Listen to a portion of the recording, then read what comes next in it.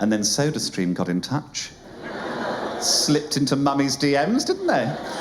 Hey, Joe, we're a big fan and we'd love to send you a SodaStream machine. I bet you would, you slut.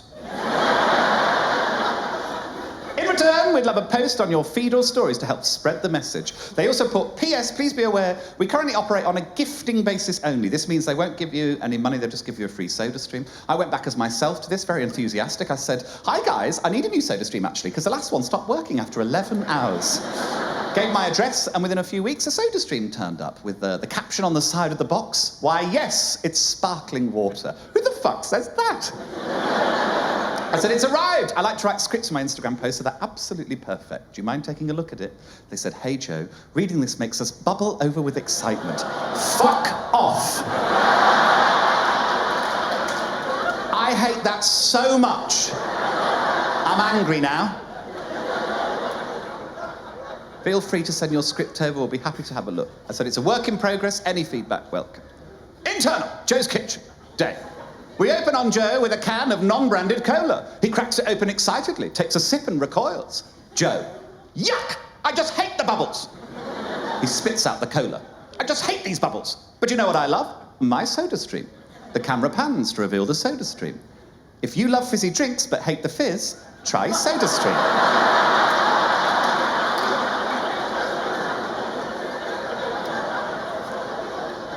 They said, Joe, are you having some bubble trouble? Fuck off!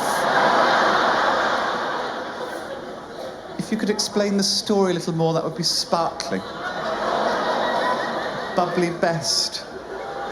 Team SodaStream. I feel sick. I said, oh, silly me, I'll write up another script and get back to you. And then I said, I've had another pass, and I've tried to incorporate the tagline on the box as well. Let me know. Internal, Joe's kitchen, evening. We open on Joe with a can of sparkling water. He cracks it open excitedly, takes a sip and recoils. Joe, yuck! He spits out the water. I just hate these irritating little air spheres. But you know what I love? My SodaStream. The camera pans to reveal the SodaStream. Now remember the caption on the side of the box? Why, yes, it's sparkling water. I put, yes, why is it sparkling water? Now, they've been replying to these messages every sort of half hour up until this point. At this point, they didn't reply for a whole day. At one point, I was like, I've beaten them, I've got a free SodaStream. And then after 24 hours, they replied with this. Hey, this looks sparkling. We love it. They're playing at my own game there. And Mummy doesn't like that. And in a panic, I said, oh, well, fantastic, I'll get working on the video. And then I thought, I can't do a video for SodaStream. That goes against the whole principle. I'm not going to do an advert for SodaStream. So I wrote to them again, and I said, I've just realised in the script I sent yesterday, the slogan's all wrong. I've rewritten the script and would like to film tomorrow. Please, could you approve the below? I then consulted with a friend of mine who said, Joe, they've backed you into a corner here, and you need to go, and this is his word, nuclear. Internal, Joe's kitchen, evening. We open on Joe with a mystery drink, taking a final sip. Joe, here I am with my favourite drink. Close up on the drink. Joe, it's cum.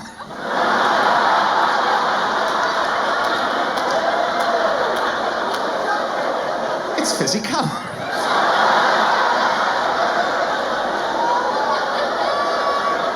Why, yes, it's sparkling cum.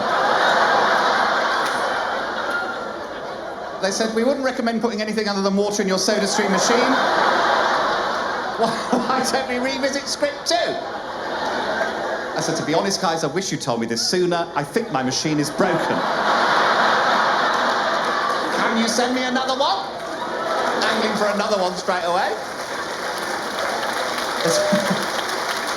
They said, please could you provide us with some information on the machine issue? We'll talk to our sparkling specialist. I said, I might be wrong, but I think it's clogged up with jizz.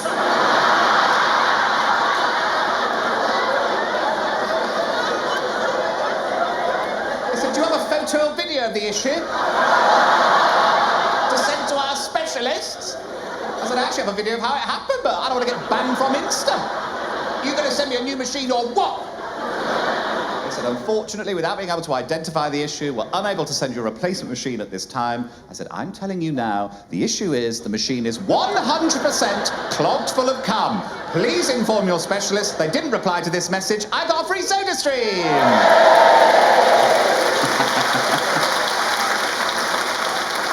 He's not like this on the sewing programme. Rightio.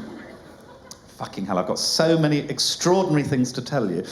Before we get on with the show, I should just tell you a couple of things that have changed about me because you might not know. First thing is, I'm very straight now. You should know that about me. I'm very straight. Thank you for laughing. That's nice of you.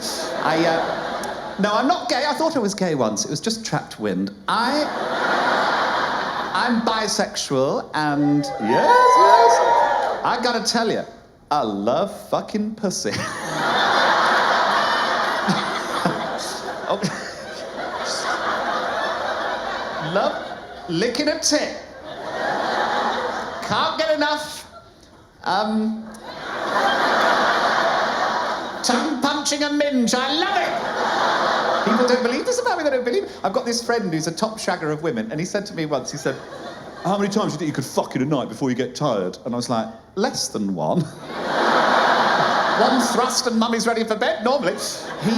He reckons he gets with a lot of women because he's got good upper body strength, which I think is quite a cynical view of women. But I said to him, how'd you get the upper body strength? He goes climbing. Now, I'll never go climbing. I'm terrified of heights. But I said to him, what's the scariest thing that's happened to you while you've been climbing? And he said he was on a cliff face and he was convinced he was in an avalanche. All this stuff came over the top of the cliff, went in his eyes, blinded him, went in his mouth, and he thought, I'm going to die here. And he thought, the only thing I can do is just pull and hope for the best. And he just pulled and pulled and pulled, got himself over the top of the cliff, wiped his eyes, looked up, and there was a semicircle of people, and in the middle, a child holding an urn.